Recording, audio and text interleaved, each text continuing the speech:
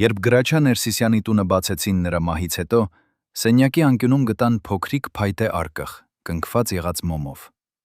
Ներսում էր մի հին լուսանկար, որի հետևի կողմում գրված էր միայն մեկ բառ՝ Վան։ Այդ լուսանկարը երբեք չէր ցուցադրվել հանրությանը։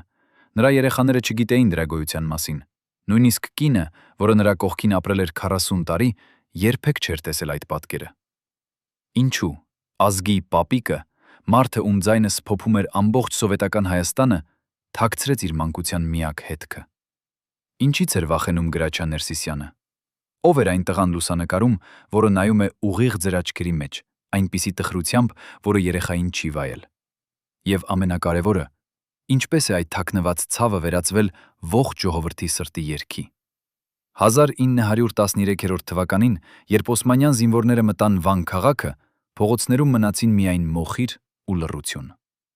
Գրաչա Ներսիսյանի ընտանիքը, ինչպես հազարավոր այլ հայ ընտանիքներ, փորձեց փախչել դեպի Ռուսաստան։ Բայց ճանապարհը դեպի փրկություն էր ջրված արյունով։ Նրա հայրը, Ներսես Մանուկյանը, որը Վանում հայտնի վարպետ էր, որոշեց մնալ ընտանիքին ժամանակ տալու համար։ Գրաչյան այն ժամանակ ընդամենը 6 տարեկան էր։ Վերջին անգամ, երբ տեսավ հորը, նա կանգնած էր տան շեմին, ձեռքին հին հրացան, որը գուցե նույնիսկ չէր կրակում։ Մայրը քաշեց տղային և նրանք վազեցին դեպի լեռները, միացած փախստականների հոսանքին։ Գրաչյան երբեք չիմացավ, թե ինչ եղավ հոր հետ։ Նա երբեք չխոսեց այդ մասին։ Բայց ովքեր նրան ճանաչում էին մոտիկից, ասում էին, երբ նա երգում էր Վանի մասին, նրա աչքերում երևում էր այն 6-ամյա տղայի սարսափը, ով վերջին անգամ նայեց հորը և հասկացավ, որ այլևս երբեք չի տեսնի նրան։ Փախստականների ճանապարհը տևեց 3 ամիս։ Գրաչյայի մայրը Մարիամը կրում էր 2 երեխաների՝ Գրաչյային և նրա փոքրիկ քրոջը Սիրանուշին։ Նրանք քայլում էին գիշերները, թաքնվում ցերեկները։ Սովը, ցուրտը, հիվանդությունները տանջում էին փախստականներին ավելի սաստիկ, քան թուրքական դանակները։ Գրաչյան հիշում էր, թե ինչպես էր մայրը բաժանում իր հացի կտորը 3 մասի, երեխաներին տալու համար, իսկ ինքը ձևացնում էր, որ կերել է։ Նա հիշում էր, թե ինչպես էր Սիրանուշը լռում օրեցօր, մինչև մի առավոտ նա ընդհանրապես չարթնացավ։ Մայրը փորեց փոքրիկ գերեզման ձեռքերով ճանապարհի եզրին, որտեղ արդեն կային տասնյակ այլ փոքրիկ խաչեր։ Գրաչյան կանգնած էր և չէր լալիս։ Նա ասաց, որ արցունքները սպառվել են։ Նրան էր ընդամենը 6 տարեկան, բայց նրա աչքերում արդեն բնակվում էր ծերուն ու տխրությունը։ Ով էր այդ տղան, ով կորցրեց ամեն ինչ՝ հայրը, քրոջը, տունը, հողը։ Եվ ինչպես այդ տղան, ով տեսավ մահը այնքան մոտիկից, վերածվեց երգչի, ում ձայնը բերում էր ուրախություն միլիոնավորներին։ Երբ Մարիամն ու Գրաչյան վերջապես հասան Երևան, քաղաքը լի էր փախստականներով։ Նրանք ապրում էին նեղ սենյակներում, երբեմն 10 մարդ մեկ սենյակում։ Մարիամը գտավ աշխատանք գործարանում, կարում էր զինվորական համազգեստներ։ Գրաչյան օգնում էր մորը, փողոցում վաճառելով թերթեր և սիգարետներ։ Նա սովորեց ապրել լռությամբ։ Դպրոցում ուսուցիչները նկատում էին, որ տղան երբեք չի խոսում իր անցյալի մասին։ Երբ հարցնում էին, թե որտեղից է, նա պատասխանում էր կարճ՝ Վանից, և լռում։ Բայց երբ դպրոցում սկսվեցին երաժշտության դասերը, ուսուցիչը նկատեց, որ Գրաչյայի ձայնը տարբերվում է բոլոր մյուսներից։ Դա ձայն չէր, դա էր ողբ, որը փոխակերպվում էր երգի։ Ուսուցիչը, Արշակ Բաբայանը, որը ինքն էլ փախստական էր Կարսից, հասկացավ, որ այս տղայի ներսում թաքնված է ողջ ժողովրդի ցավը։ Նա վերցրեց Գրաչյային իր հովանավորության տակ և սկսեց սովորեցնել նրան ոչ միայն երգել, այլև ապրել երաժշտությամբ։ Բայց Արշակ Բաբայանը տվեց նաև մի խորհուրդ, որը Գրաչյան կատարեց ողջ կյանքում։ Երբեք մի խոսիր Վանի մասին։ Թող քո ցավը լինի միայն երգում։ Եթե խոսես, կոտրվես։ 1933 թվականին, երբ Գրաչյան Ներսիսյանը առաջին անգամ բարձրացավ Երևանի օպերայի բեմը, նրան էր 16 տարեկան։ Նա երգեց գրունգ երգը, հայ փախստականների ողբը։ Դահլիճը լցված էր մարդկանցով, որոնցից շատերը ինքնին փախստականներ էին։ Երբ Գրաչյայի ձայնը հնչեց, դահլիճում իջավ այնպիսի լռություն, որ լսվում էր մարդկանց շնչառությունը։ Նրա ձայնը չէր պարզապես երգում բառերը, այն կենդանացնում էր յուրաքանչյուր կորցրած տուն, յուրաքանչյուր թաղված երեխա, յուրաքանչյուր չվերադարձած հայր։ Երբ երգը ավարտվեց, դահլիճում մի քանի վայրկյան տիրեց լռություն, և հետո մարդիկ սկսեցին լալ։ Ոչ ծափահարել, լալ։ Քննադատները գրեցին, որ Ներսիսյանի ձայնը արյունոտ է, բայց ոչ ոք չգիտեր, թե որտեղից է գալիս այդ արյունը։ Գրաչյան Ներսիսյանը դարձավ աստղ մեկ գիշերում։ Սովետական մամուլը գրեց նրա մասին որպես նոր սերնդի ձայնի։ Նրան հրավիրեցին Մոսկվա, Լենինգրադ, Թբիլիսի։ Բայց ով էր այդ երիտասարդը, ով բեմում ժպտում էր, իսկ բեմից իջնելուց հետո նստում էր մենակ իր հյուրանոցային սենյակում եւ ժամերով նայում պատուհանից դուրս, առանց խոսելու ոչ ոքի հետ։ Ինչ էր նա տեսնում այդ պատուհանից։ Արդյոք Վանի փողոցները, որտեղ նա վերջին անգամ տեսավ իր հորը։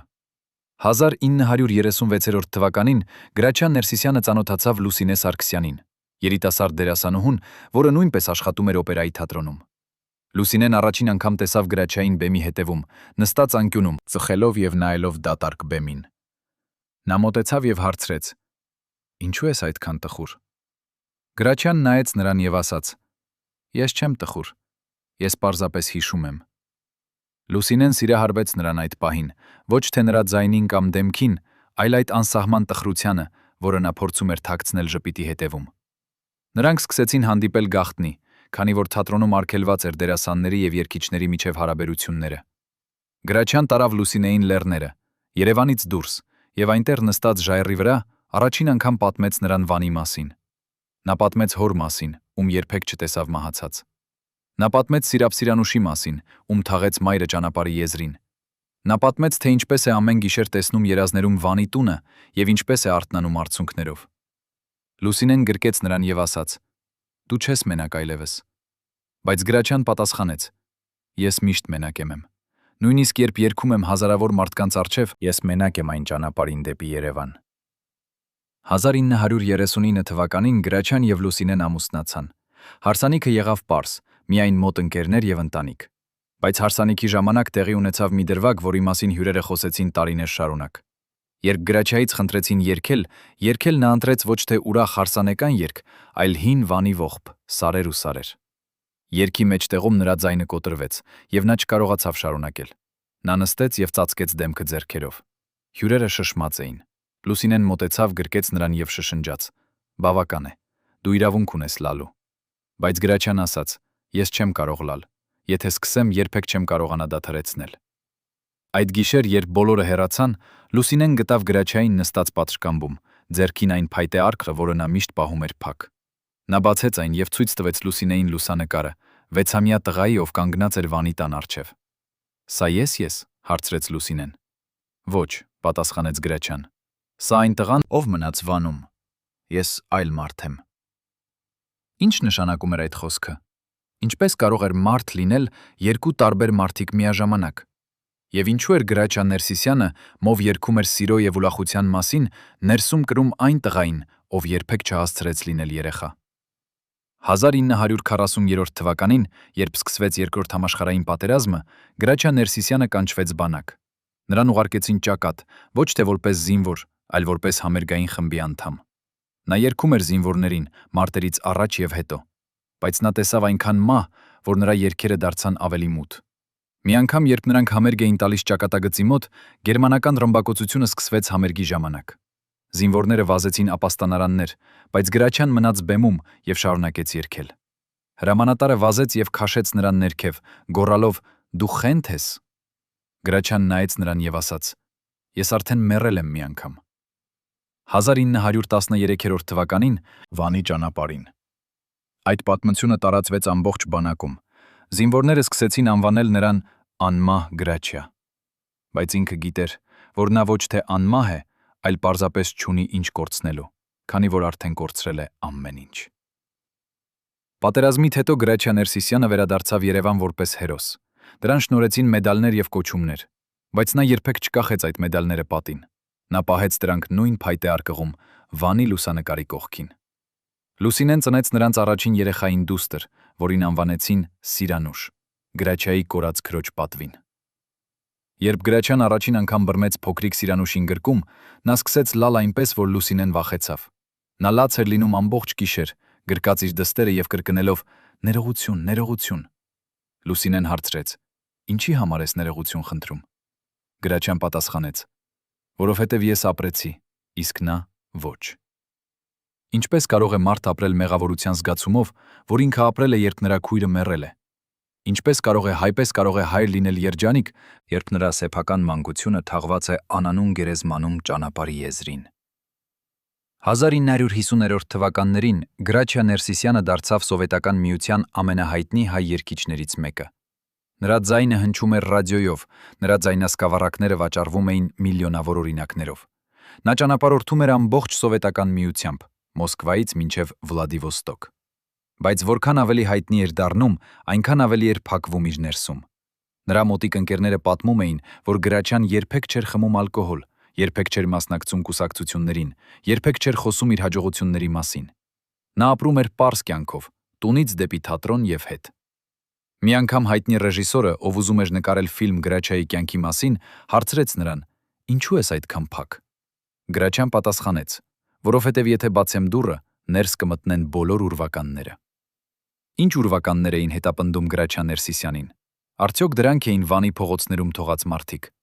Արդյոք դա էր հոր ձայնը, որը նա երբեք չլսեց վերջին անգամ ասելով. «Ես սիրում եմ քեզ»։ Արդյոք դա էր Սիրանուշի դեմքը, որը դադարեց շնչել նրա մայրի գրկում։ 1963 թվականին սովետական իշխանությունները որոշեցին կազմակերպել մեծ համերգ Երևանում, նվիրված Հայաստանի սովետականացման 40-րդ տարեդարձին։ Գրաչյա Ներսիսյանը պետք է լիներ գլխավոր աստղը,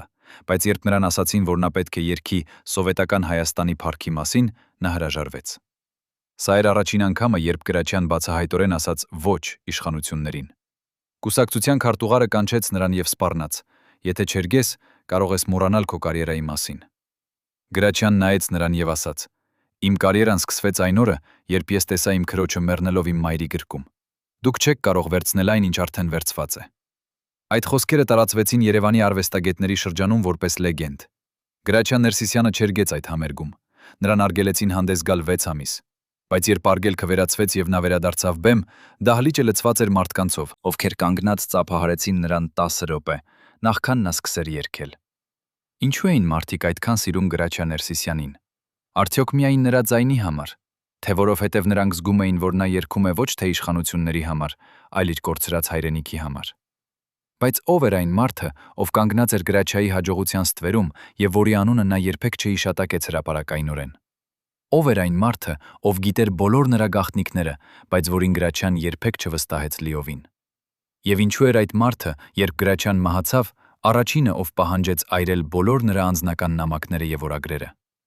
Ինչ էր գրված այդ էջերում, որ պետք է անհետանար հավերժության մեջ։ 1965 թվականին, երբ Գրաչյա Ներսիսյանի տունը վերանորոգվում էր, շինարարները պատի հետևում գտան փոքրիկ մետաղյա տուփ, կնքված ծարավ թղթով։ Ներսում էին 3 նամակ, գրված թուրքերենով, եւ մի փոքրիկ բանալի։ Շինարարապետը, ով ինքը Վանից փախստական էր, ճանաչեց այդ գիրը եւ սկսեց կարդալ։ Առաջին նամակը գրված էր 1912 թվականին, Գրաչյայի հոր կողմից իր եղբորը, ով ապրում էր Կոստանդնուպոլսում։ Նամակում Ներսես Մանուկյանը գրում էր. «Եթե ինչ-որ բան պատահի ինձ, խնդրում եմ գտիր իմ որդուն եւ տուր նրան այն, ինչ թաքցրել եմ տան հիմքերում»։ Երկրորդ նամակը գրված էր 1914 թվականին, այդ նույն եղբոր կողմից, եւ այնտեղ նա գրում էր. «Ես փնտրեցի Գրաչյային 10 տարի, բայց երբեք չգտա նրան։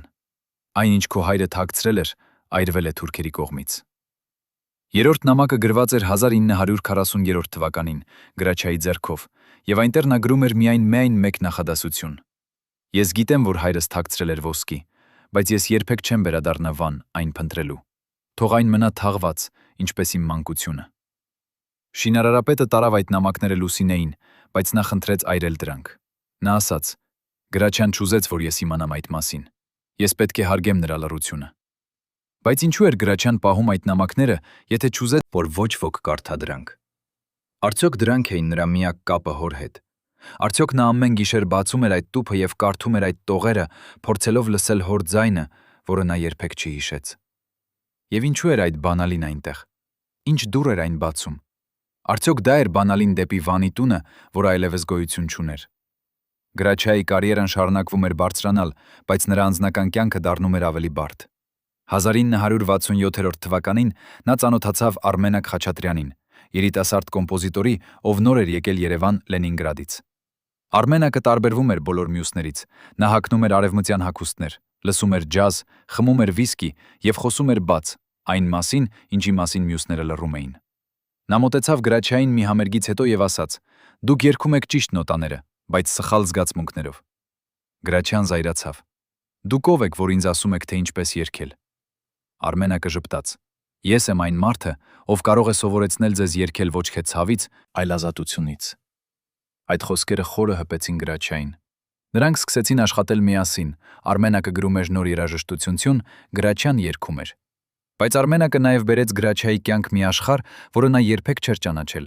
Գաղտնի ժողովներ, որտեղ արվեստագետները խոսում էին ազատության, անկախության, արևմտյան Հայաստանի վերադարձի մասին։ Այդ ժողովները տեղի էին ունենում գիշերները, ստորգետնյա սրճարաններում, որտեղ KGB-ի աչքերը չէին հասնում։ Գրաչյան սկզբում վախենում էր մասնակցել, բայց Արմենակը համոզեց նրան. «Դուք ձեր ողջ կյանքը երգել եք կորցրած հայրենիքի մասին։ Արդյոք ժամանակը չէ սկսել պայքարել դրա համար»։ Բայց այդ պայքարը պահանջում էր գին, որը Գրաչյան չէր պատրաստ վճարել։ 1968 թվականի ամռանը Արմենակ Խաչատրյանը ձերբակալվեց KGB-ի կողմից, հակասովետական քարոզչության մեղադրանքով։ Նրան տարան Մոսկվա եւ դատեցին Փակ դատարանում։ Գրաչյան Ներսիսյանը, ով այդ ժամանակ արդեն ազգային հերոս էր, կարող էր միջամտել եւ փրկել Արմենակին, բայց նա չարեց դա։ Երբ Արմենակի կինը եկավ Գրաչյայի տուն եւ աղաչեց օգնություն, Գրաչյան ասաց. «Ես չեմ կարող։ Եթե ես խոսեմ, նրանք կոչնչացնեն ինձ, եւ ես չեմ կարող թույլ տալ, որ իմ ընտանիքը տուժի»։ Արմենակի կինը թքեց նրա դեմքին եւ ասաց. «Դուք երգում եք հերոսների մասին, բայց դուք ինքներդ վախկոտ եք»։ Այդ խոսքերը հետապնդեցին Գրաչային մնացած կյանքը։ Արմենակին դատապարտեցին 10 տարի բանտարկության եւ ուղարկեցին Սիբիր։ Նա մեռավ 3 տարի անց բանտում, սառցից եւ թոքաբորբից։ Գրաչյան երբեք չխոսեց այդ մասին հրապարակայնորեն, բայց նրա մոտիկ ընկերները նկատեցին, որ այդ օրից հետո նրա երգերը դարձան ավելի մութ, ավելի ցավոտ։ Մի անգամ, երբ նա երգում էր «Սարեր ու սարեր» երգը, նա կանգ առավ կեսից եւ ասաց դահլիճին. «Ներեցեք, ես չեմ կարող շարունակել։ Այս երգը նվիրված է մի մարդու, ում ես դավաճանեցի»։ Դահլիճը լռեց, եւ Գրաչյան իջավ բեմից, առանց ավարտելու համերգը։ Ինչպես կարող է մարդ ապրել իմանալով, որ նրա լռությունը սպանեց մի անմեղ մարդու։ Ինչպես կարող է երգիչ երգել ազատության մասին, երբ նա ինքը ընտրել է շղթաները։ Բայց Արմենակի պատմությունը չավարտվեց նրա մահով։ 1970 թվականին, երբ Գրաչյան Ներսիսյանը համերգ էր տալիս Լենինգրադում, նրա հյուրանոցային սենյակի դուռը բախեց մի անծանոթ կին։ Նա ներկայացավ որպես Արմենակի քույր Գայանե Խաչատրյան։ Նա ասաց. «Ես գիտեմ, որ դուք չօգնեցիք իմ եղբորը, բայց ես եկել եմ ոչ թե մեղադրելու, այլ տալու ձեզ մի բան»։ Նա հանեց իր պայուսակից մի հին տետր, Արմենակի օրագիրը, որը նա գրել էր բանտում։ Գայանեն ասաց. «Կարդացեք վերջին էջը»։ Գրաչյան բացեց տետրը դողացող ձեռքերով եւ կարդաց. «Գրաչյան չօգնեց ինձ, բայց ես չեմ մեղադրում նրան։ Նա արդեն մեռած մարդ է, ապրող մարմնի մեջ։ Նա մեռավ 1913 թվականին, Վանի ճանապարհին։ Այն, ինչ մենք տեսնում ենք, միայն ուրվական է»։ Գրաչյան փակեց տետրը եւ սկսեց լալ այնպես, որ Գայանեն վախեցավ։ Նա լաց էր լինում ամբողջ գիշեր, գրկիշեր գրկած այդ տետրը եւ կրկնելով. «Նա ճիշտ էր, ես ուրվական եմ»։ Հաջորդ օրը Գրաչյան չհայտնվեց համերգին։ Նրան գտան հյուրանոցային սենյակում նստած պատուհանի եզրին, նայելով դուրս եւ շշնջելով. «Ես ուզում եմ տուն գնալ»։ Երբ նրան հարցրեցին. «Որտեղ է ձեր տունը», նա պատասխանեց. «Վան, բայց այն այլևս գոյություն չունի»։ Ինչպես կարող է մարդ ապրել առանց տան։ Ինչպես կարող է հոգին գտնել հանգիստ, երբ նրա արմատները կտրված են։ Այդ ճգնաժամից հետո Գրաչյան Ներսիսյանը փոխեց իր կյանքի ուղղությունը։ Նա որոշեց նվիրվել ոչ թե իր կարիերային, այլ իր ժողովրդի հիշողությանը։ 1972 թվականին նա սկսեց աշխատել մի գաղտնի նախագծի վրա, հավաքել Վանից փախստականնի վկարի վկայություններ։ Նա ճանապարհորդում էր Հայաստանի գյուղերով եւ քաղաքներով, գտնելով ծերերին, ովքեր հիշում էին Վանը, եւ ձայնագրում էր նրանց պատմությունները։ Այս աշխատանքը նա անում էր գաղտնի, քանի որ սովետական իշխանությունները արգելում էին խոսել Եղեռնի մասին։ Գրաչյան ծախսում էր իր սեփական փողերը, գնելու ձայնագրիչներ եւ ժապավեններ։ Նա ստեղծեց ամբողջ արխիվ, հարյուրավոր ժամեր վկայությունների, որոնք նա պահում էր իր տան ստորգետնյա սենյակում։ Լուսինեն վախենում էր. եթե KGB-ն իմանա, նրանք կձերբակալեն քեզ։ Բայց Գրաչյան պատասխանում էր. «Թող ձերբակալեն։ Ես պարտական եմ անել այն բոլոր մարդկանց համար, ովքեր չկարողացան պատմել իրենց պատմությունները»։ Մի օր նա հանդիպեց մի ծերունու, ով պատմեց, որ ճանաչում էր Գրաչյայի հորը, Ներսես Մանուկյանին։ Ծերունին ասաց. «Քո հայրը մնաց Վանում պաշտպանելու մեր տները։ Նա կռվեց մինչև վերջ։ Վերջին անգամ, երբ տեսա նրան, նա կանգնած էր տանիքի վրա, ձեռքին դատարկ հրացան եւ գոռում էր թուրքերին. «Դուք կարող եք սպանել ինձ, բայց չեք կարող սպանել իմ ժողովրդին»։ Գրաչյան լսեց այդ պատմությունը եւ առաջին անգամ իր կյանքում զգաց հպարտություն իր հոր նկատմամբ։ Նա հասկացավ, որ հայրը չէր լքել ընտանիքը, նա զոհաբերել էր իրեն, որպեսզի նրանք ապրեն։ Այդ օրից Գրաչյան սկսեց կրել իր հոր անունը ոչ թե ամոթով, այլ պատվով։ Բայց այդ արխիվը, որը Գրաչյան ստեղծեց 10 տարիների ընթացքում, երբեք չտեսավ լույսը նրա կյանքում։ 1981 թվականին, երբ Գրաչյան հիվանդացավ սրտի հարձակումից, ԳԳԲ-ի գործակալները եկան նրա տուն ստուգման համար։ Նրանք գտան ստորգետնյա սենյակը եւ բռնագրավեցին բոլոր ժապավենները։ Լուսինեն փորձեց դիմադրել, բայց նրան սպառնացին ձերբակալությամբ։ Գրաչյան, ով պառկած էր հիվանդանոցային մահճակալում, երբ իմացավ այդ մասին, ստացավ երկրորդ սրտի հարձակում։ Բժիշկները ասացին, որ նա գրեթե մեռավ այդ գիշեր։ Երբ նա վերականգնվեց, առաջին բառերը, որ նա ասաց էին, նրանք վերցրեցին իմ հոգին։ Լուսինեն փորձեց մխիթարել նրան. Դու կարող ես սկսել նորից։ Բայց Գրաչյանը ասաց. Ոչ, ես ծեր եմ, ես հոգնած եմ։ Թող նրանք պահեն այդ ժապավենները։ Գուցե մի օր, երբ ես մեռած լինեմ, ինչ որ մեկը գտնի դրանք եւ պատմի աշխարհին։ Բայց արդյոք այդ ժապավենները երբևէ գտնվեցին։ Արդյոք դրանք ոչնչացվեցին ԿԳԲ-ի արխիվներում։ Թե դրանք դեռ գոյություն ունեն ինչ որտեղ, սպասելով, որ ճշմարտությունը դուրս գա։ Գրաչյա Ներսիսյանի վերջին տարիները անցան լռության մեջ։ Նա շարունակեց երգել, բայց նրա ձայնը կորցրել էր իր հզորությունը։ Մարդիկ նկատում էին, որ երբ նա երգում էր, նրա աչքերը լցված էին արցունքներով։ 1985 թվականին նրա վերջին համերգում Երևանի օպերայի թատրոնում նա երգեց Գրունգ երգը, նույն երգը, որով սկսել էր իր կարիերան 50 տարի առաջ։ Բայց այս անգամ, երբ նա ասավ երգի վերջին տողերին, ես կվերադառնամ իմ հայրենիք, նրա ձայնը կոտրվեց, եւ նա չկարողացավ ավարտել։ Նա կանգ առավ բեմի կենտրոնում, նայեց դահլիճին եւ ասաց. «Ներեցեք, ես ստեցի ձեզ։ Ես երբեք չեմ վերադառնա վան։ Ոչ ոք չի վերադառնա։ Մեր վանը մեռել է»։ Դահլիճում տիրեց լռություն, եւ հետո մարդիկ սկսեցին լալ։ Գրաչյան իջավ բեմից եւ երբեք այլևս չբարձրացավ։ Նա մեռավ 3 ամիս անց իր տանը, Լուսինեի գրկում, շշնջելով վերջին խոսքերը. Ես տեսնում եմ Սիրանուշին, նա սպասում է ինձ։ Ով էր այդ մարդը, ով ապրեց 85 տարի, բայց երբեք չզգաց, որ ապրում է։ Ով էր այդ երգիչը, ով բերեց ուրախություն միլիոնավորներին, բայց ինքը երբեք չգտավ խաղաղություն։ Եվ ինչու էր նրա վերջին խնդրանքը թաղել իրեն ոչ թե Երևանում, այլ Էջմիածնում, որքան հնարավոր է մոտ Վանին, նույնիսկ եթե դա նշանակում էր լինել հարյուրավոր կիլոմետրեր հեռու։ Երբ Գրաչյան Ներսիսյանի դին տեղափոխեցին Էջմիածին թաղման համար, նրա ներքնազգեստի գրպանում գտան փոքրիկ թղթի կտոր, ծալված 8 անգամ։ Ոչ ոք չէր նկատել այն նախքան թաղումը, երբ թաղման տան աշխատակիցը պատրաստում էր մարմինը։ Նա բացեց այդ թուղթը եւ տեսավ հին դեղնած էջ, գրված մանրատար ձեռագրով։ Դա ցուցակ էր, 17 անուն, որոնցից 15-ը շագանակագույն մատիտով էին ընդգծված։ Յուրաքանչյուր անբան կողքին գրված էր ամսաթիվ եւ 1 բառ՝ մեռավ։ Վերջին 2 անունները՝ Արմենակ Խաչատրյան եւ Գրաչյան Ներսիսյան, մնացել էին առանց ընդգծման։ Աշխատակիցը ցույց տվեց այդ թուղթը Լուսինեին, եւ նա սկսեց դողալ այնպես, որ գրեթե ընկավ։ Նա խլեց թուղթը նրա ձեռքից եւ ասաց. «Այս երբեք չպետք է տեսնի ոչ ոք»։ Բայց աշխատակիցը արդեն հասցրել էր կարդալ այն անունները։ Բոլորը հայտնի մարդիկ էին, ովքեր մեռել էին պատահական հանգամանքներում վերջին 40 տարիների ընթացքում։ Մի քանիսը ինքնասպանություն էին գործել, մյուսները մեռել էին ավտովթարներից, սրտի հարձակումներից, անհայտ հիվանդություններից։ Ինչու էր Գրաչյա Ներսիսյանը պահում այս ցուցակը իր մարմնի վրա, նույնիսկ մահվան պահին։ Արդյոք սա էր նրա վախերի քարտեզը։ Արդյոք նա սպասում էր, որ իր անունը կընդգծվի հաջորդը։ Եվ ով էր այն անտեսանելի ձեռքը, որը մեկ առ մեկ ջնջում էր այդ մարդկանց, նրանց, ովքեր համարձակվել էին խոսել ճշմարտությունը։ Գրաչյայի թաղումը վերածվեց ազգային սուգի։ Տասնյակ հազարավոր մարդիկ եկան Էջմիածին հրաժեշտ տալու ազգի պապիկին։ Բայց թաղման ժամանակ տեղի ունեցավ մի տարօրինակ դրվագ, որի մասին ականատեսները խոսեցին շշուկով տարիներ շարունակ։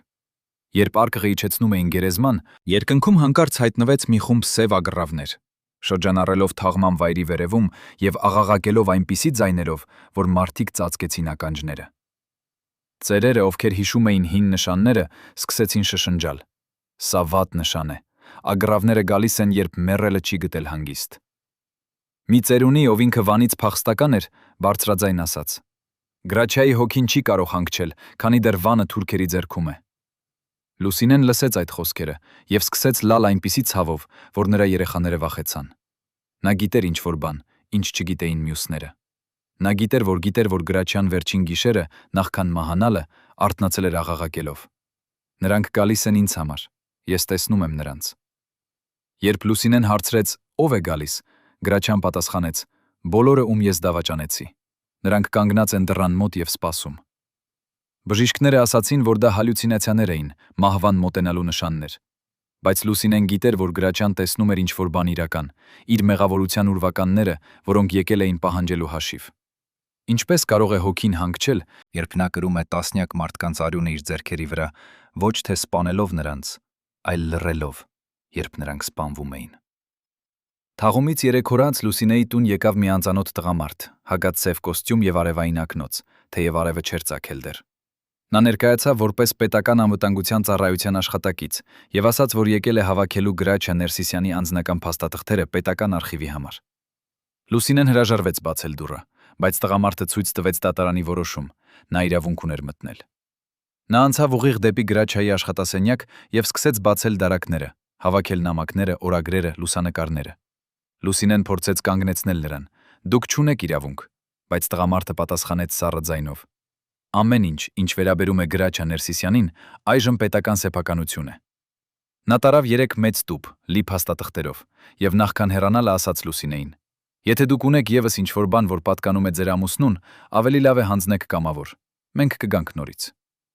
Լուսինեն սպասեց մինչև նա հեռացավ, եւ հետո վազեց դեպի ստորգետնյա սենյակը, որտեղ Գրաչյան պահում էր իր ամենագաղտնի գանձերը։ Նա բացեց հատակի տախտակը եւ հանեց փոքրիկ մետաղյա արկղը, այն, որտեղ Գրաչյան պահում էր Վանի լուսանկարը, հոր նամակները եւ այն խորհրդավոր բանալին։ Նա գիտեր, որ եթե նրանք գտնեին այս արկղը, Գրաչայի վերջին գաղտնիքները կբացահայտվեին եւ նրա հիշողությունը կապականվեր։ Լուսինեն որոշեց անել այն, ինչ Գրաչյան երբեք չկարողացավ։ Նա վերցրեց արկղը եւ գնաց դեպի Սևան լիճ։ Այնտեղ, մենակ առավոտյան մառախուղի մեջ, նա նետեց արկղը ջրի մեջ եւ նայեց, թե ինչպես է այն ընկնում խորը։ Նա շշնջաց. «Ներիր ինձ, Գրաչյա, բայց քո ցավը պետք է մեռնի քեզ հետ»։ Արդյոք Լուսինեն ճիշտ արեց։ Արդյոք Գրաչայի ճշմարտությունը պետք է թաղվեր Սևանի հատակում։ Թե աշխարհն իրավունք ուներ իմանալու, թե ինչ էր իրականում տեղի ունեցել այն մարդու հոգում, ում բոլորը կարծում էին, որ ճանաչում են։ Բայց Լուսինեն չգիտեր, որ Գրաչյան արել էր պատճեն։ 1982 թվականին, երբ նա զգաց, որ մահը մոտենում է, Գրաչյան գաղտնի հանդիպեց մի երիտասարդ լրագրողի հետ, Վահագն Սարգսյանի, ով աշխատում էր ստորգետնյան ամսագրում։ Գրաչյան տվեց նրան մի փակ ծրար եւ ասաց. «Բացիր սա միայն երբ ես մեռնեմ։ Ներսում է ամեն ինչ, ճշմարտությունը իմ կյանքի, իմ դավաճանությունների, իմ վախերի մասին։ Բայց խոստացիր ինձ, դու կհրապարակես սա միայն երբ Հայաստանը կլինի ազատ»։ Վահագնը խոստացավ եւ Գրաչյան մեկնեց, թողնելով երիտասարդին այդ ծանր բեռը։ Երբ Գրաչյան մեռավ, Վահագնը բացեց ծրարը եւ գտավ ներսում 100 էջանոց ձեռագիր, Գրաչյայի հուշերը, որտեղ նա պատմում էր ամեն ինչ, Վանի ճանապարհը, Արմենակի դավաճանությունը, KGB-ի սպառնալիքները, այն մարդկանց ցուցակը, ովքեր մեռել էին, քանի որ համարձակվել էին խոսել։ Վահագնը կարդաց այդ էջերը եւ հասկացավ, որ նա պահում է ձեռքում ոչ թե պարզապես մի մարդու կենսագրությունը, այլ ամբողջ սերնդի ողբերգությունը։ Բայց նա նաև հասկացավ, որ եթե հրապարակի այս ձեռագիրը հիմա, 1985 թվականին, երբ Սովետական Միությունը դեռ ուժեղ էր, նա ինքը կմեռնի եւ ձեռագիրը կոչինչացվի։ Այդ պատճառով Վահագնը որոշեց սպասել։ Նա թաքցրեց ձեռագիրը իր տան պատի ներսում եւ սպասեց այն օրվան, երբ Հայաստանը կդառնա անկախ։ Այդ օրը եկավ 1991 թվականին, բայց Վահագնը չկարողացավ տեսնել այն։ Նա մեռավ 1990 թվականին, ավտովթարից, որը ոստիկանությունը անվանեց պատահական։ Բայց նրա ընկերները գիտեին, որ Վահագնը երբեք չէր վարում արագ, երբեք չէր խմում։ Նրանք գիտեին, որ ինչ-որ մեկը սպանել էր նրան, բայց չկարողացան ապացուցել։ Եվ ձեռագիրը, Գրաչյայի վերջին խոստովանությունը, մնաց թաղված պատի մեջ, սպասելով, որ ինչ-որ մեկը գտնի այն։ 1998 թվականին Վահագնի որբացած որդին, Արամը, որը այդ ժամանակ 21 տարեկան էր, որոշեց վաճառել հոր հին տունը։ Երբ նոր սեփականատերերը սկսեցին վերանորոգել տունը, դրանք քանդեցին մի հին պատ եւ գտան ներսում մի փաթեթ, փաթաթված յուղոտ կտորի մեջ։ Դրանք բացեցին այն եւ տեսան դեղնած էջեր գրված ձեռքով։ Շինարարները չէին հասկանում, թե ինչ էր դա, եւ ուզում էին նետել աղբի մեջ, բայց նրանցից մեկը, ով կարդաց առաջին էջը, տեսավ անունը. Գրաչյա Ներսիսյան։ Նա կանչեց Արամին եւ ասաց. «Կարծում եմ սա պատկանում է քո հորը»։ Արամը եկավ եւ վերցրեց ձեռագիրը դողացող ձեռքերով։ Նա հիշեց, թե ինչպես էր հայրը մահվանից մի քանի օր առաջ ասել նրան. «Եթե ինչ-որ բան պատահի ինձ, փնտրիր պատերի մեջ, այնտեղ է ճշմարտությունը»։ Արամը կարդաց ձեռագիրը մեկ գիշերում եւ լաց եղավ ամբողջ ժամանակ։ Նա հասկացավ, որ հայրը մեռել էր այս ձեռագրի պատճառով եւ որ հիմա նա պարտավոր է ավարտել հոր գործը։ Բայց ում պետք է տար այս ձեռագիրը։ Պետական մարմիններին, որոնք կարող էին ոչնչացնել այն, մամուլին, որը կարող էր աղավաղել այն, թե պահել այն իր մոտ եւ սպասել ճիշտ պահին։ Արամը որոշեց անել այն, ինչ կարծում էր Գրաչյան կուզեր։ Նա տարավ ձեռագիրը մատենադարան Հայաստանի հին ձեռագրերի պահոց եւ տվեց այն տնօրենին, խնդրելով պահել այն գաղտնի մինչև ճիշտ ժամանակը։ Տնօրենը, ով ինքը պատմաբան էր եւ հասկանում էր այս փաստաթղթի արժեքը, համաձայնեց։ Նա տվեց Արամին ստորագրություն եւ ասաց. «Երբ Հայաստանը պատրաստ լինի լսել ճշմարտությունը, մենք կհրապարակենք այն»։ Բայց արդյոք Հայաստանը երբևէ կլինի պատրաստ։ Արդյոք ժողովուրդը կուզի իմանալ, որ իրենց սիրելի պապիկը ապրել է կրկնակի կյանք, հանրային հերոս եւ անձնական գերի։ Արդյոք ճշմարտությունը միշտ պետք է ասվի, նույնիսկ եթե այն ջարդում է սրբազան պատկերները։ Այսօր, երբ դուք այցելում եք Գրաչյա Ներսիսյանի գերեզմանը Էջմիածնում, դուք տեսնում եք պարզ սև մարմարե տապանակար, միայն նրա անունով եւ տարիներով։ Ոչ մի փառահեղ արձան, ոչ մի երկար էպիտաֆիա։ Լուսինեն, երբ պատվիրեց այդ տապանակարը, ասաց քանդակագործին. «Գրաչյան ուզում էր լինել անտեսանելի, թող նրա գերեզմանը լինի նույնպես»։ Բայց ամեն տարի, ապրիլի 23-ին, Եղեռնի հիշատակի օրը, հարյուրավոր մարդիկ գալիս են այդ գերեզման եւ թողնում են կարմիր ծաղիկներ։ Նրանք երգում են Գրաչյայի երգերը եւ լալիս են ոչ թե միայն նրա համար, այլ բոլոր նրանց համար, ովքեր կորցրել են Վանը, Կարսը, Էրզրումը, Մուշը։ Մի ծերունի, ով գալիս է ամեն տարի, պատմում է. «Երբ ես լսում եմ Գրաչյայի ձայնը, ես լսում եմ ին պապիկի ձայնը, ով երբեք չվերադարձավ Վանից»։ Մեկ այլ կին ասում է. «Գրաչյան երգում էր մեր ցավը, երբ մենք չէինք կարող խոսել»։ Բայց արդյոք նրանք գիտեն ճշմարտությունը։ Արդյոք նրանք գիտեն, որ Գրաչյան ապրեց մեղավորության զգացումով, որ նա զգում էր, թե դավաճանել է իր ժողովրդին, լռելով, երբ պետք էր խոսել։ Արդյոք նրանք կշարունակեին սիրել նրան, եթե իմանային, որ նա թողեց Արմենակ Խաչատրյանին մեռնել Սիբիրի բանտում, որ նա թաքցրեց եղեց Եղեռնի վկայությունները, երբ KGB-ն սպառնաց նրան։ Թե նրանք կհասկանային, որ Գրաչյան ինքը զոհ էր, համակարգի, որը ստիպում էր մարդկանց ընտրել ընտանիքի եւ ճշմարտության միջև։ Գրաչյա Ներսիսյանի պատմությունը չավարտվեց նրա մահով։ Նա շարունակում է ապրել իր երգերում, որոնք դեռ երգվում են հարսանիքներում եւ թաղումներում, տոներում եւ սգի օրերին։ Բայց ամենակարևոր հարցը մնում է անպատասխան. ո՞վ էր իրականում Գրաչյա Ներսիսյանը։ Արդյոք նա հերոս էր, ով պահպանեց հայ երաժշտությունը սովետական ճնշման տակ։ Թե նա վախկոտ էր, ով ընտրեց անձնական անվտանգությունը ճշմարտության փոխարեն։ Գուցե նա երկուսն էլ էր միաժամանակ։ Մարդ, ով փորձեց ապրել երկու աշխարհներում եւ ձախողվեց երկուսում էլ։ Մի բան հստակ է. Գրաչյայի աչքերում միշտ եղած այդ տխրությունը չէր պարզապես արտիստական ոճ։ Դա էր իրական ցավ։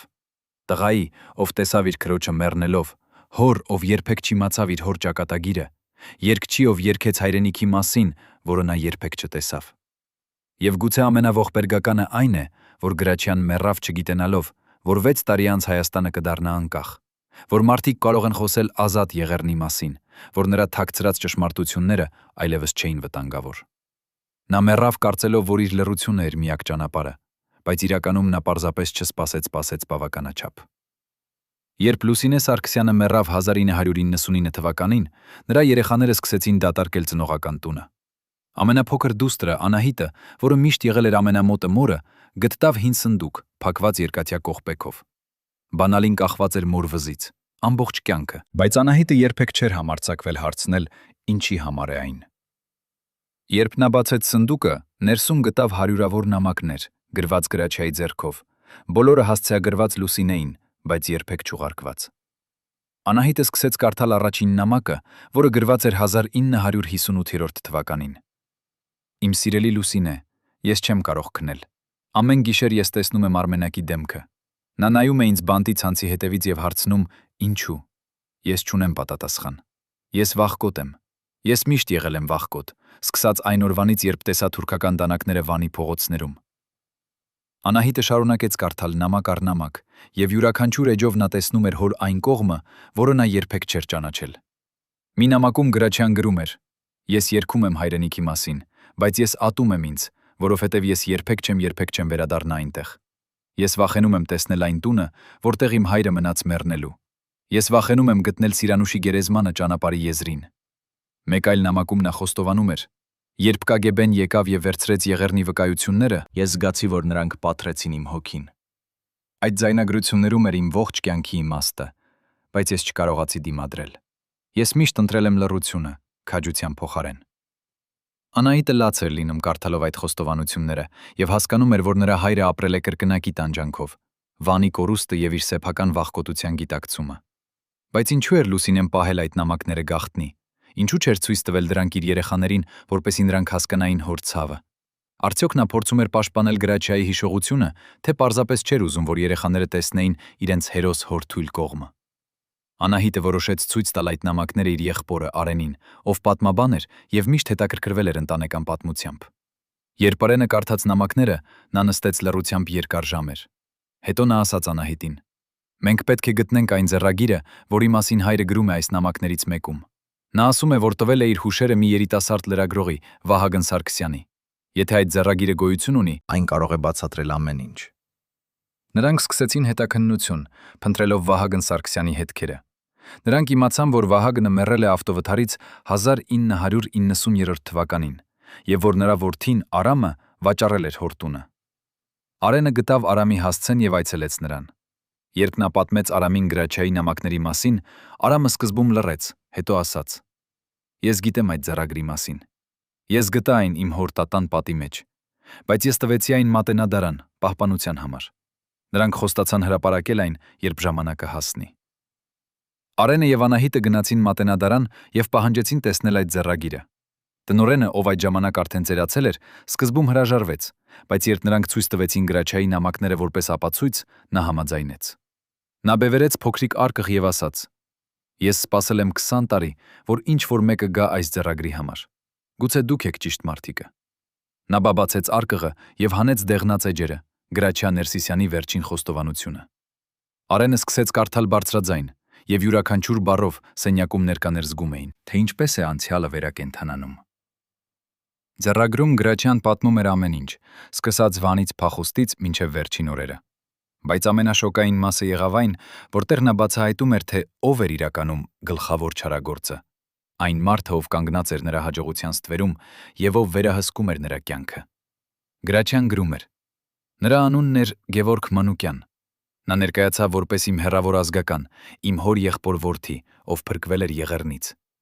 Նա եկավ ինձ մոտ 1945 թվականին, երբ ես վերադարձա պատերազմից, եւ ասաց, որ ուզում է օգնել ինձ կառուցել կարիերա։ Ես վստահեցի նրան, որովհետև նա կրում էր իմ ազգանունը, բայց ես չգիտեի, որ նա աշխատում էր KGB-ի համար։ Նա դարձավ իմ մենեջերը, իմ խորհրդատուն, իմ ընկերը, բայց իրականում նա էր իմ բանտապահը։ Ամեն իմ քայլը, ամեն իմ խոսքը նա հաղորդում էր իր վերադասներին։ Երբ Արմենակ Խաչատրյանը ձերբակալվեց, դա Գևորգն էր, ով տվեց KGB-ին տեղեկություններ մեր գաղտնի հանդիպումների մասին։ Երբ ես հավաքեցի Եղեռնի վկայությունները, դա Գևորգն էր, ով ասաց KGB-ին, թե որտեղ են դրանք թաքնված։ Նա ոչնչացրեց ամեն ինչ, ինչ ես փորձեցի կառուցել, եւ ամենավատը նա արեց դա ժպտալով, գրկելով ինձ եւ ասելով. «Ես անում եմ սա քո սեփական անվտանգության համար»։ Արենը դադարեցրեց կարդալը եւ նայեց Անահիտին։ Նրանք երկուսն էլ հիշեցին Գևորգ Մանուկյանին, այն բարի հորեղբորը, ով միշտ գալիս էր նրանց տուն տոների ժամանակ, ով բերում էր նվերներ երեխաներին, ով խոսում էր քաղցր բառերով Գրաչիայի մասին։ Նրանք երբեք չէին կասկածել, որ այդ մարդը եղել է նրանց հոր տանջողը։ Ձեռագիրը շարունակվում էր ավելի մութ բացահայտումներով։ Գրաչյան գրում էր. «Գևորգը ոչ միայն լրտեսում էր ինձ, այլև շահագործում էր ինձ։ Նա վերցնում էր իմ համերգների եկամուտների մեծ մասը եւ ասում էր, որ դա հարկեր են պետության համար, բայց իրականում նա դնում էր այդ փողերը իր գրպանը։ Նա դարձավ հարուստ իմ արյունով եւ քրտինքով։ Երբ ես փորձեցի բողոքել, նա սպառնաց ինձ. «Եթե խոսես, ես կհոգամ, որ քո ընտանիքը տուժի։ Քո դուստրը չի կարողանա մտնել համալսարան, քո կինը կորցնի աշխատանքը»։ Ես լռեցի, որովհետև վախենում էի ոչ թե իմ համար, այլ նրանց համար։ Արենը շարունակեց կարդալ, եւ յուրաքանչյուր էջով նա զգում էր, թե ինչպես է աճում զայրույթը իր ներսում։ Նա հասկանում էր, որ նրա հայրը եղել է ոչ թե վախկոտ, այլ գերի, համակարգի, որը ջարդում էր մարդկանց հոգիները եւ ստիպում էր նրանց դավաճանել իրենց սեփական արժեքներին։ Բայց ամենաշոկայինը դեռ առաջ էր։ Ձեռագրի վերջին էջերում Գրաչյան գրում էր. «Ես գիտեմ, որ Գևորգը կարդալու է այս տողերը։ Նա միշտ գտնում է ճանապարհ իմ գաղտնիքներին։ Այդ պատճառով ես ուզում եմ ասել նրան ուղղակիորեն. Գևորգ, դու կարծում ես, որ հաղթել ես։ Դու կարծում ես, որ ոչնչացրել ես ինձ, բայց դու սխալվում ես։ Ես արդեն մեռած եմ 1913 թվականից, Վանի ճանապարհից։ Դու չես կարող սպանել մեռած մարդու։ Եվ իմ ձայնը, որը դու փորձեցիր լռեցնել, կշարունակի հնչել նույնիսկ երբ ես չլինեմ։ Որովհետև ես երգում եմ ոչ թե մամեն, ոչ թե իմ համար, այլ բոլոր նրանց համար, ովքեր չկարողացան երգել»։ Արենը ավարտեց կարդալը եւ փակեց ձեռագիրը։ Սենյակում տիրեց երկար լռություն։ Հետո Մատենադարանի տնօրենը ասաց. «Հիմա դուք գիտեք ճշմարտությունը։ Հարցն այն է. ինչ եք անելու դրանով»։ Արենը նայեց Անահիտին եւ տեսավ նրա աչքերում նույն հարցը։ Նրանք կարող էին հրապարակել այս ձեռագիրը եւ ոչնչացնել Գրաչյան Ներսիսյանի սուրբ պատկերը հանրության աչքում։ Կամ նրանք կարող էին թաքցնել այն եւ թողնել, որ մարդիկ շարունակեն հավատալ լեգենդին։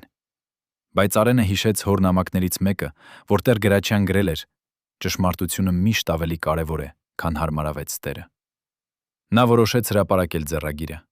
1999 թվականին Եղեռնի հիշատակի օրը Արենը կազմակերպեց մամլո ասուլիս եւ կարդաց Գրաչյայի խոստովանությունները։ Արձագանքը եղավ պայթյունային։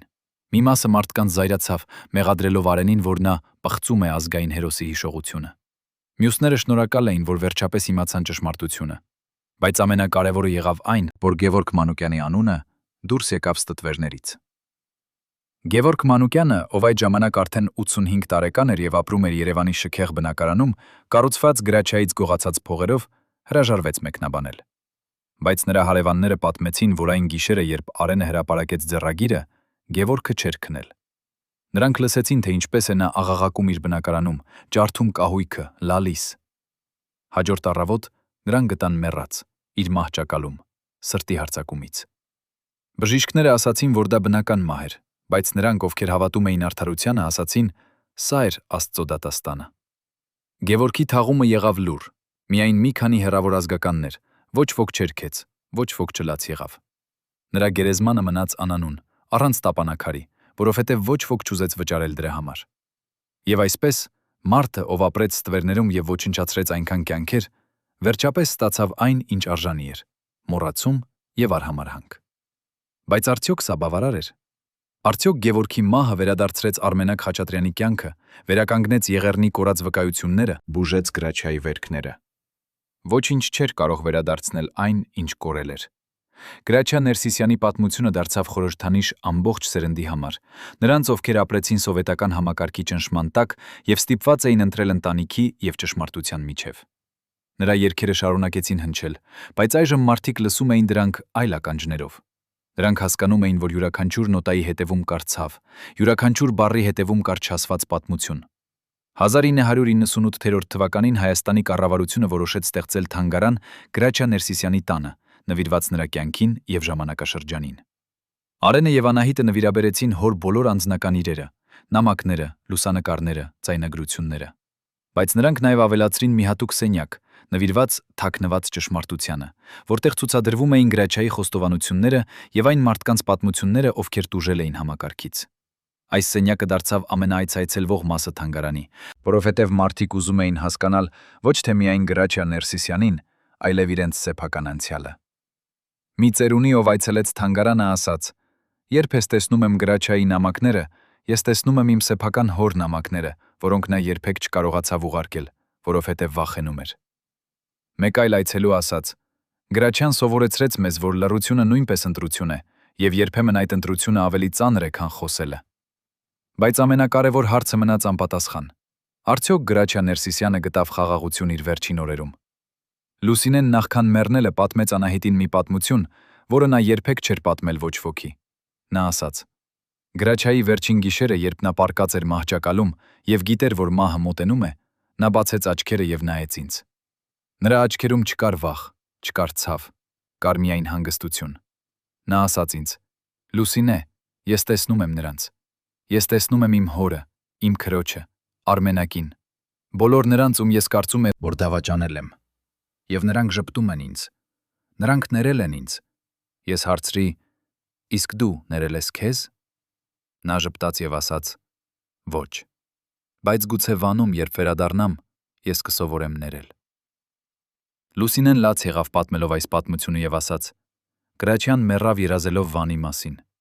Նա երբեք չվերադարձավ այնտեղ իր կյանքում, բայց ես հավատում եմ, որ նրա հոգին գտավ ճանապարհը տուն»։ Արդյոք սա ճիշտ է։ Արդյոք հոգիները կարող են վերադառնալ այնտեղ, որտեղ նրանց մարմինները երբեք չկարողացան գնալ։ Արդյոք Գրաչյան Ներսիսյանը 6-ամյա տղան, ով փախավ վանից արյունոտ ճանապարհով, վերջապես գտավ խաղաղություն այն տան շեմին, որտեղ նա վերջին անգամ տեսավ իր հորը։ Այսօր, երբ դուք լսում եք Գրաչյան Ներսիսյանի երգերը, դուք լսում եք ավելին, քան պարզապես երաժշտություն։ Դուք լսում եք ողջ ժողովրդի ողբը։ Ժողովրդի, որը կորցրեց իր հայրենիքը, բայց երբեք չկորցրեց իր հիշողությունը։ Դուք լսում եք տղայի ձայնը, ով տեսավ իր քիրոջը մեռնելով եւ որոշեց ապրել նրա համար։ Դուք լսում եք մարդու խոստովանությունը, ով սխալվեց, ով վախեցավ, ով դավաճանեց, բայց ով երբեք չդադարեցրեց փնտրել ճշմարտությունը։ Գրաչյա Ներսիսյանի կյանքը սովորեցնում է մեզ, որ հերոսները կատարյալ չեն։ Նրանք սխալվում են, նրանք ընկնում են, նրանք կոտրվում են, բայց իրական հերոսությունը չէ երբեք չսխալվելը։ Այն է վեր կենալը յուրաքանչյուր անգամ, երբ ընկնում ես, եւ շարունակել պայքարը, նույնիսկ երբ գիտես, որ կարող ես պարտվել։ Գրաչյան պարտվեց իր կյանքում, նա չկարողացավ փրկել Արմենակին, չկարողացավ պահպանել Եռեռնի վկայությունները, չկարողացավ վերադառնալ վան։ Բայց նա հաղթեց իր մահից հետո։ Նրա ձայնը շարունակում է ապրել, նրա ճշմարտությունը վերջապես դուրս եկավ, նրա պատմությունը դարձավ դաս ապագա սերունդների համար։ Եվ այսպես, վանեցի տղայի գաղտնիքը բացահայտվեց։ Գրաչյան Ներսիսյանը թաքցրեց իր մանկությունը ոչ թե ամոթից, այլ ցավից, որը չափազանց մեծ էր, որպեսզի կիսվեր։ Նա թաքցրեց այն, որովհետև յուրաքանչյուր անգամ, երբ նա հիշում էր վանը, նա նորից դառնում էր այն 6-ամյա տղան, ով վազում էր լեռներով, լսելով իր հետևում կրակոցները եւ աղաղակները։ Նա թաքցրեց այն, որովհետև համակարգը, որի տակ նա ապրում էր, չէր թույլ տալիս խոսել Եղեռնի մասին։ Նա թաքցրեց այն, որովհետև վախենում էր, որ եթե բացի այդ վերքը, այն երբեք չի բուժվի։ Բայց վերքերը, որոնք թաքնված են, երբեք չեն բուժվում, նրանք միայն խորանում են եւ թունավորում հոգին։ Գրաչյա Ներսիսյանը ապրեց 85 տարի այդ թունավորված վերքով, եւ միայն իր մահից հետո, երբ նրա ճշմարտությունը դուրս եկավ, այդ վերքը սկսեց բուժվել, ոչ թե նրա համար, այլ մեզ բոլորի համար, ովքեր սովորեցինք նրա պատմությունից։ Ընկերներ, ինչպես եք վերաբերվում Գրաչյա Ներսիսյանին։ Արդյոք նա զոհ էր համակարգի, որը ստիպում էր նրան ընտրել ընտանիքի եւ ճշմարտության միջև, թե ինքը պատասխանատու էր իր ընտրությունների թյունների համար։ Արդյոք մենք կարող ենք դատել մարդուն, ով ապրեց այնպիսի ժամանակներում, երբ խոսելը նշանակում էր մահ։ Գրեք ձեր կարծիքը մեկնաբանություններում։ Մեզ համար կարևոր է իմանալ, թե արդյոք ձեր քաղաքում հիշում են Գրաչյա Ներսիսյանին եւ ինչպես են վերաբերվում նրա ժառանգությանը։ Սեղմեք հավանել, եթե կարծում եք, որ ճշմարտությունը միշտ պետք է ասվի, նույնիսկ երբ այն ցավոտ է։ Եվ բաժանորդագրվեք մեր ալիքին ավելի շատ պատմություններ լսելու այն մարդկանց մասին, ովքեր ձևավորեցին մեր պատմությունը։ Հիշեք, մոռանալը նշանակում է կորցնել մեր ինքնությունը, եւ Գրաչյա Ներսիսյանի պատմությունը մեր ինքնության մի մասն է, ցավոտ, բարդ, բայց անհրաժեշտ։